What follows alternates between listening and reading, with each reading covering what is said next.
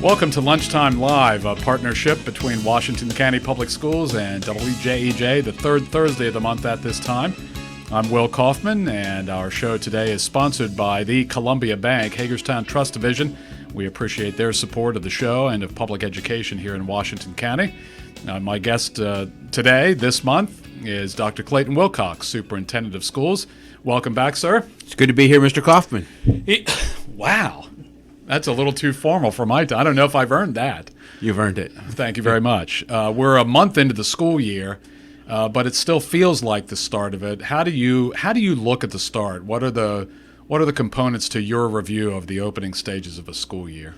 Well, when I try to get out to as many of the schools as possible and see that instruction begins very early on, that the teachers have the materials that they need, the supplies they need. We had a few hiccups this year because of a new backroom software system that didn't get some orders out. But generally, I think our teachers were well prepared. They were well supplied. I look at transportation to see how quickly our bus schedules settle down and how well our drivers get into routine. That happened very quickly this year. So generally, we were really pleased. Now we're in the process of monitoring enrollments because September 30th is a key day for us. Right now, it looks like our enrollments are down for the second time in 14 years. The last 2 years, in fact, we've had enrollments decline by about 100 students, which is problematic because we're funded on a per-pupil basis. And so when you go into a year anticipating one number and yet you end up with another number, you have to either make mid-course corrections or just allow the budget to take care of itself as you kind of look for economies of scale and savings throughout the year. And that's likely what we'll do. Are we surprised by those numbers? Are we looking at another year or two or more of that? Well, I think we are surprised because our demographers said that we'd be relatively flat this year. They didn't say we'd be down again. We had a large incoming kindergarten class this year, but it seems like we lost some kids in that 5th, 6th transition, and we lost some kids again in high school. And again, those numbers weren't really anticipated. What people have to realize is that our context is that we'd had 14 consecutive years of student growth. So having 2 years, while it's not necessarily a trend, it is a bit alarming for us. What does that mean in practical terms when it comes to the buildings and the classrooms and teachers and deploying staff and all of that? Is that 100 per year for a couple of years, is that significant in any way? Well, it's not significant in the sense that classroom space is going to come available to us because kids don't leave us in nice, neat packages of 25. They leave in 1s and 2s, 3s and 4s, and across grade levels. It doesn't really mean that a teacher is going to see much or that an individual building principal is going to see much in an area. What it really means is those of us who have to deal with the budgets really have to watch it because for us, every student is worth a little over $11,000, almost $11,500. And that becomes real money when you start to multiply it times 100. You have to put together the whole picture and monitor the whole picture. So at the start of the school year, certainly you're looking into schools and into classrooms and so forth, but you're never that far away from the dollar angle. How is business these days? Well, I think probably the best way to say it is that we're holding our own. There are some who are making a lot over our fund balance information. I think that we're in a fairly conservative community. I think that people want us to pay close attention to the dollars and cents, how we spend our money. We've done that. I think we've been good and responsible stewards of the money. We've looked for alternatives to building new classroom space. We have spent literally millions of dollars over the last 7 or 8 years repairing roofs of our building, HVAC systems, new doors and windows. So we're taking good care of the district's facilities. We're thoughtful about the raises that we've given out. For the most part, for the last 4 years, we've given just a step increase, not anything beyond the step. And for those people who are listening today and say, well, what's a step increase? It really is a reward for a teacher's served another year, but also in many cases getting a more advanced degree on their pathway to becoming a better and better teacher. So a little bit of a debate has arisen over negotiations, public or behind closed doors. How do you feel about that? Dr. Harding's proposed it at a recent board meeting. How do you feel about that? Well, first and foremost, I think the community has a right to know how its tax dollars are spent, so I'm not particularly troubled by that. My contract is a matter of public record. It's published in the newspaper several times a year, it seems like. Certainly most people know what I make in terms of a salary. I think it's a little more problematic for our bargaining unit partners in the sense that if they come in and have to advocate for their membership, they can't really ask because it's a negotiation for exactly what they want, because as the two sides work towards kind of middle ground, if you begin where you intend to end up, you don't end up there. So I think it's going to be a little more problematic for our bargaining partners than it would be for me personally. But once again, I think the community has a right to see that. I might suggest something a little different than Dr. Harding's, but I haven't been asked yet. But for those people who are listening to the radio station right now, they're going to hear. And that is maybe the first couple of sessions would be public sessions, but then we would kind of revert to more of a closed-door session where people could really, kind of air the differences of opinion that they have with no fear that they're going to wind up on the front page of the newspaper or on a radio show where everybody can kind of hear some of the frustration that comes in the heat of the moment. If you're just joining us, this is Lunchtime Live on WJEJ with Washington County Public Schools. If you'd like to offer a question or a comment to Dr. Clayton Wilcox, our Superintendent of Schools, 301-739-2323 is the phone number, 301-739-2323. A lot of buzz, a lot of excitement, plenty of questions still over an academic hub in downtown Hagerstown. First of all, what's the concept? What does that mean? Well, the concept is that we want a place where our students who are taking advantage of some of our smaller learning communities can go and get their math classes, their science classes, their English classes, and the other classes that they would use to become fully rounded students. This would really mean that we would maybe quit leasing some of the spaces that we're leasing. Most people probably are aware that we lease space for the university system at Maryland. Other people may be aware that we lease space from the Bridge of Life. We also lease space at the Grand Piano Building, and that's just for the kids who attend the Barbara Ingram School. But if we bring more kids down to our Public Services Academy, some of the other things we have in mind, they're going to need places to go to school and take their classroom stuff. Let's go to the phone.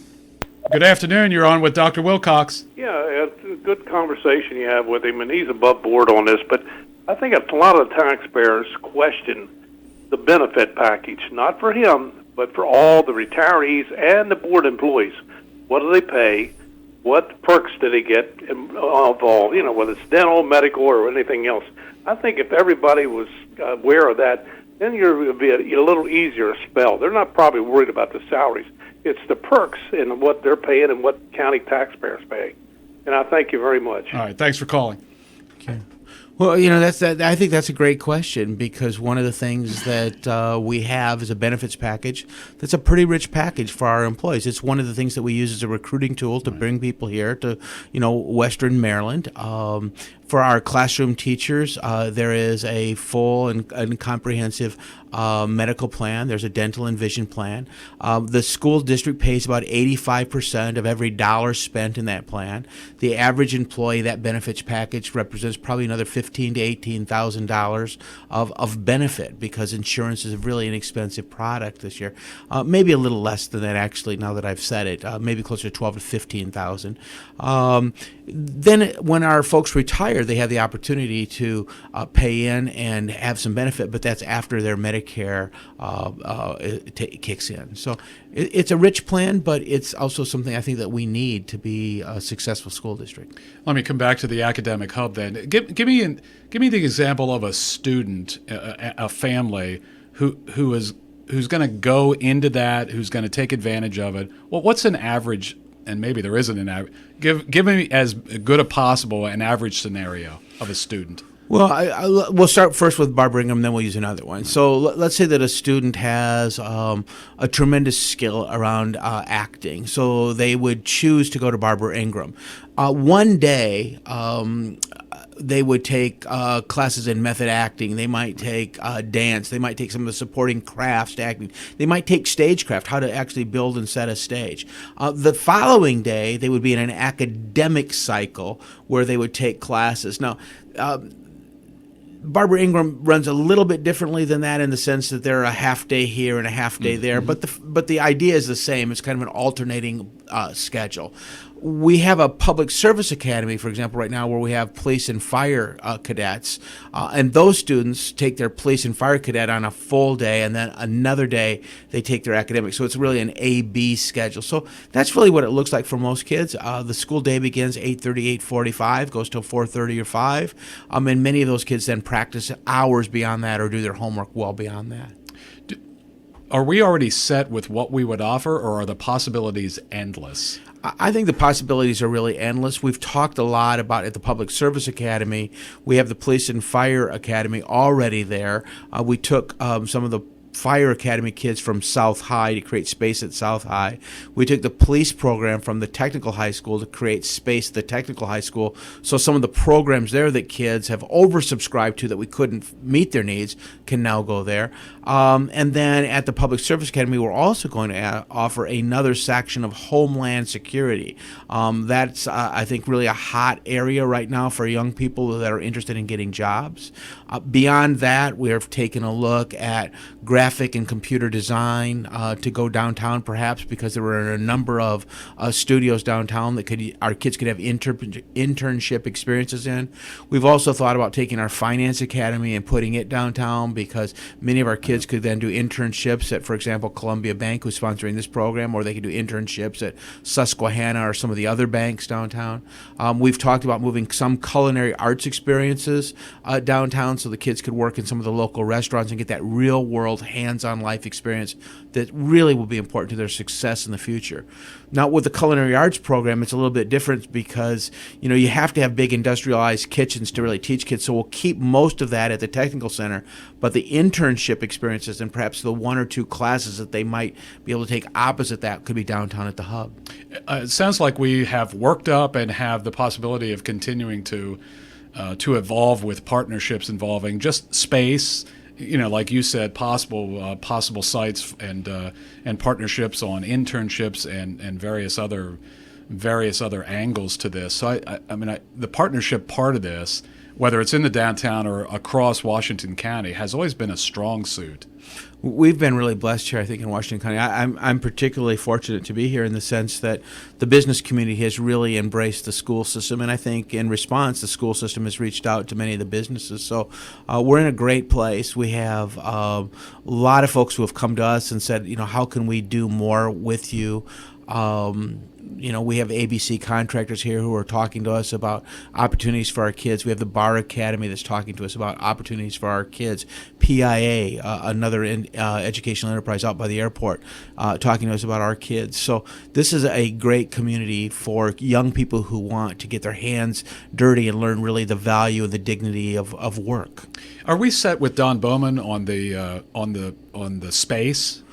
What is that arrangement with him on this latest space? Right now, we had two competing offers for the Downtown Academic Hub. A really wonderful project that was put forward by Paul Crampton and some of his business partners using the old Susquehanna Bank building, as well as then the building next to the Maryland Theater and next to the Barbara Ingram Academy that was put together by the Bowman Group. Staff reviewed both of those. It was a tough decision, but we really spent a lot of time going over a series of indices about where the best place would be. The staff's recommendation to the school board will be the Bowman facility, which is that space between Barbara Ingram and the Maryland Theater. We take that to the board on the 22nd of this month and ask them to embrace the board's decision or the staff recommendation. And if they do, there'll be a resolution that follows that requires me to go out and solicit the funding from the various groups that we need to build a facility. And so I've already reached out to city staff and said to them that I'd like to see them, hopefully, depending on board action, sometime early next month. I'll reach out to Mr. Murray, who's my kind of staff equivalent at the county, probably later today, and say, if the board approves this plan, I'd like to get on your agenda as well. And what we're asking the city to participate to the tune of about $1.5 million. This isn't new news to anyone. We've talked about this probably 15 or 20 times over the last 2 years in fairly public forums. We would ask the county to participate through CIP funding funding up to $4 million. And we would ask the county to consider loaning us through their bonded indebtedness another $6 million that we would pay back through our maintenance of effort money that they're already obligated to give us. So in essence, we would have two other partners beyond the school board, and the school board would put in some money as well. Hypothetically, would we be rehabbing? Would we be tearing down and building? Or if the board accepts the Bowman proposal, Right. It would be a completely new construction project. Okay. The building on site would be torn down. The demolition would take probably 6 months. The site developing. So we'd be looking for spring of 2017, fall of 2018 to be in a new building of about 50,000 square feet.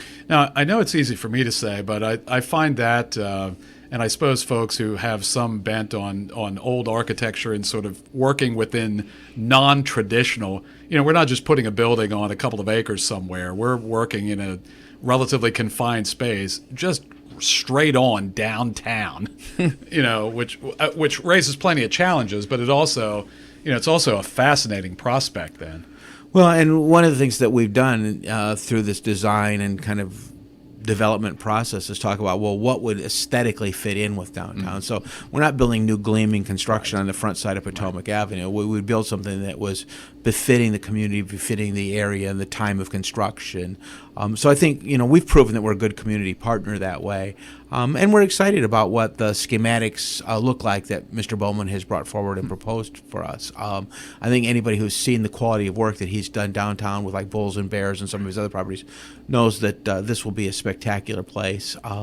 We've also tried to be respectful of some of the businesses in that local community. We've talked to the owners of the Plum. We will have more conversations with Sarah and her family about what our construction process might do to them and with them. I've sent a letter just recently to the executive director of the Maryland Theater to talk about our construction and their schedule. So again, we want to be good partners. We want a building that's not only aesthetically pleasing, but also doesn't harm the community as we build it. If you're just joining us, this is Lunchtime Live, the third Thursday each month with Washington County Public Schools and WJEJ. Dr. Clayton Wilcox is my guest. Our show is sponsored by the Columbia Bank, Hagerstown Trust Division. How about Jonathan Hagar Elementary School? How's construction going on that? That's terrific. And if you haven't been out in that Collegiate Acres area, you ought to go out there. The building now is enclosed. They're putting up the drywall in the rooms. It's a spectacular looking facility and one that's really worthy of our young elementary kids. I think the families that are going to go there from the Salem community, the families that are going to go there from the Konica Jig community are just really, really going to like that space. As I think the Winter Street families will like some of the things that are happening at Salem that are actually going to the Salem building as students leave there and go to the new building. So once again, we're really pleased with our elementary facilities right now. And we'll have plenty of lead time where the building will truly be finished months and months ahead of a scheduled opening so that we can iron out details and give it the once over probably 20 times or more just to make sure. Absolutely. There are always those punch list kinds of things that are going on. We'll have plenty of time to get those done. The staff is now starting to work on schedules for how we will select the staff that will go to the new building, because it isn't going to be something where we'll just pick up the staff from Konica Jig or the staff from Winter Street and set them down. We want to give a lot of our teachers the opportunity to help be a part of a new building. We hope to select a principal sometime in December for that building, who will then, if they're currently a principal in the district, will be given some time to help with the furniture selection, help with the faculty and staff selection. So it's an exciting time, and it's all really just getting ready to roll right now. What are the options for the school system with the two buildings that will be vacated at Winter Street and Konica Jig? Well, all of our buildings are actually property of the county, so once the board has a discussion about what they'll do with them, if there's not an educational purpose that they want to continue their use for, they will then give them back to the county, and the county will then interact with folks who want to look at them. But I will tell you, I've already passed on to Mr. Murray, who's the county executive, the names and numbers of a couple of folks who've said, hey, we're interested, for example, in Winter Street. So I think there is going to be some interest. I know a number of private individuals are interested. the challenge for us really is Konica Jig right now, because that's just not a good facility. There's no potable water there. We truck water into that site. So I think that's going to be a difficult one for anyone. But again, it's a beautiful setting. Maybe the county will have a purpose for it.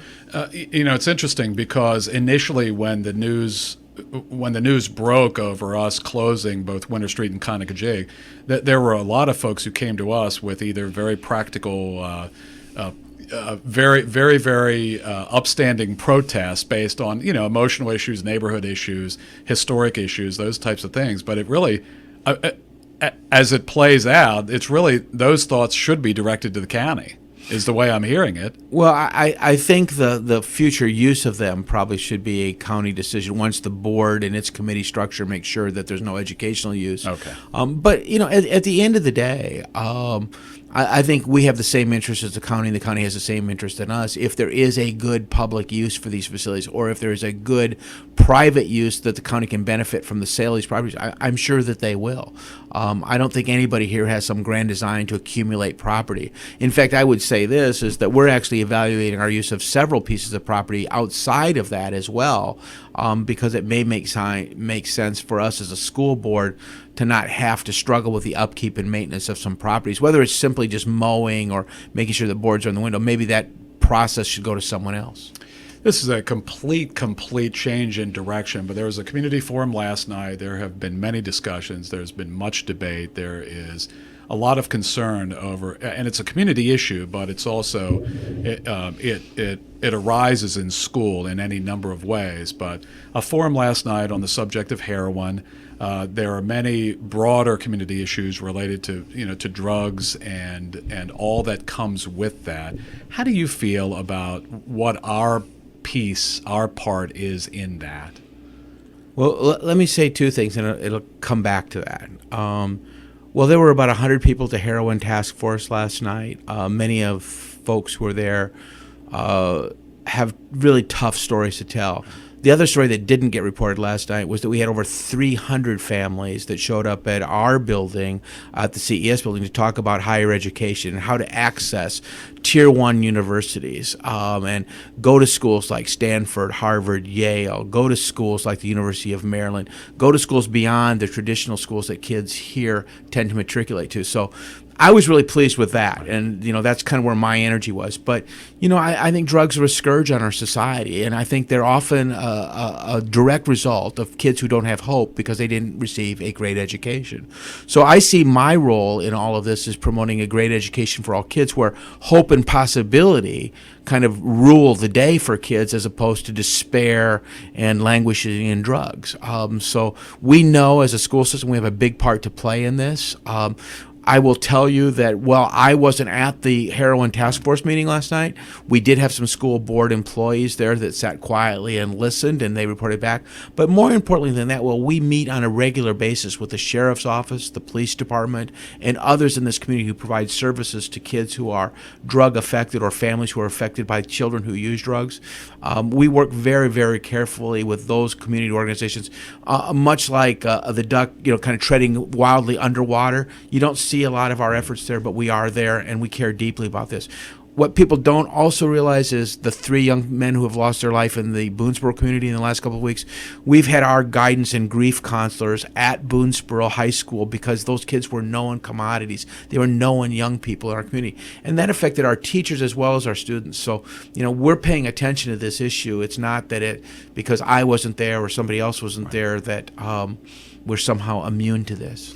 It's a tough balance and a really, really tough challenge to present an inspiring, productive, an environment in our schools, that keeps kids focused. That because some of them, too large a number, are going home to neighborhoods, homes, families that are broken, and it's we only have them for a set amount of time. Yeah. Those 180 couple days every year, and it's tough. It's tough to maintain an environment where they are, where they're ready to learn and they're going to take advantage of it, and they're going to better themselves and maybe their communities because of it. Yeah, but it is tough, but there are no excuses for us. We absolutely have to do all that we can do for every kid. I mean, there are no throwaway kids in my book. We work very hard to make sure that our guidance counselors are plugged into young people, that the other adults on the campus are looking for the symptoms and signs that kids are disengaging or disengaged from us. Our counselors, our principals, assistant principals, they listen to the conversations that are going on with the kids. We monitor social media around suicide. We monitor social media around drug and alcohol abuse. We monitor social media around bullying. So we do care, and we do care passionately. But I will tell you, it is a bit of an overwhelming job when your day job is to provide great academics for kids, and your other job is to provide kind of the wraparound services that make kids successful. It's a real challenge, but I'm blessed. We have over 3,000 team members in Washington County, and I would say that, the great majority of them every day come willing to do their very best and give all that they can give to kids. That's not to say to someone who's a radio listener said, well, my son or daughter, kind of fell through the cracks. Yeah, there are those. But, we had about 23,000 kids here, 3,000 adults. You can do the math and see the ratio there. We can't reach every kid every single day. But that's the challenge that I issue, and I think that's the challenge and the yoke that most people pick up is every kid every day. I know this gets the juices flowing, so we're going to do 2 minutes on. Your call. What's new in technology in the school system these days? Wow. We're back talking about our technology plan again. As most people who kind of are active listeners to this show, they know that we tried to launch a technology plan that would have put a digital device in the hands of most kids in the system. We've always talked about the right device for the right task at the right time. A lot of people misinterpreted that to mean that every kid was going to get a computer, and every kid doesn't need a computer for everything that they do. But we are a pretty advanced school system in terms of the technology that kids have. We're working hard on developing a dedicated funding stream for the technology, making sure that our teachers are well trained to use the technology so it's not just something that sits on the side, but it's integral to the instruction. So that's what I'm really excited about. We've added thousands of new iPads, new Windows devices. We just purchased a bunch of new things for our kids in some of our high-end tech courses, whether it be CAD design, CAD drawing, or some of our science classes. I'm really excited about that. In terms of a specific thing, I'm really interested in a new application called Z-Space, where our kids in biology classes actually can do dissections in a virtual environment. So no animals are harmed, but you see the animal in 3D. It's a very, very cool thing. Takes away that old, Yeah, you don't smell that old school formaldehyde. Yeah, no, I know it does, but I'm really excited. I've got a meeting with the folks from Z-Space in the next couple of weeks. I was just over at our virtual academy and saw some of the three-dimensional gaming environments that our kids are building for kids in both short-term and long-term gaming. So some cool things are happening in Washington. I tell you what, for the rest of us, for the unwashed, on something like that, it's really hard to get a grasp on what Amber and her crew of students and whoever's providing support there. Yeah. They're at a different level than the rest of us. Yeah, they're in a whole different world than most of us. I know for me, I was just over there yesterday, and what these young people are putting together in terms of virtual immersive environments where you walk into a castle, you go into a room, you pull down a textbook, and all of a sudden you're in an Algebra 1 course, blows you away. Yeah. Blows you away. Are we bringing in the new crop of teachers coming in? They're now prepared to teach in this sort of digital, almost revolutionary world in classrooms? I think a lot of them are. They're digital natives. They enjoy that technology. They use the technology. But where I'm particularly heartened is seeing some of our veteran teachers who are bringing to the table applications that we hadn't seen before. Veteran teachers who really know what grabs kids and what excites kids. It's interesting. Our new teachers this year, we brought in about 140 new teachers to the school district. Pretty big number of new teachers, but when we asked them to raise their hand about how many of them were first-year teachers, only about a third in the room did. So about 2/3 of the teachers we hired had some experience in some other school district. Now, I think that's good for a couple of reasons. I think it's good because it says that veteran teachers want to come to Washington County. They like what's going on. But two, it says to me that our kids are going to get teachers who are tried and true, teachers who have some experience. They know what works, what doesn't work. They know how to push the accelerator, but how also to back off the accelerator to advance learning ultimately in a way that's meaningful for our kids. Got to go. As always, thank you very much. Appreciate you taking the time. Thanks. Dr. Clayton Wilcox, Superintendent of Washington County Public Schools. Lunchtime Live today has been sponsored by the Columbia Bank, Hagerstown Trust Division. We thank all of the folks there for their involvement, not only in the show, but in public education here in Washington County. We're here the third Thursday of the month on WJEJ.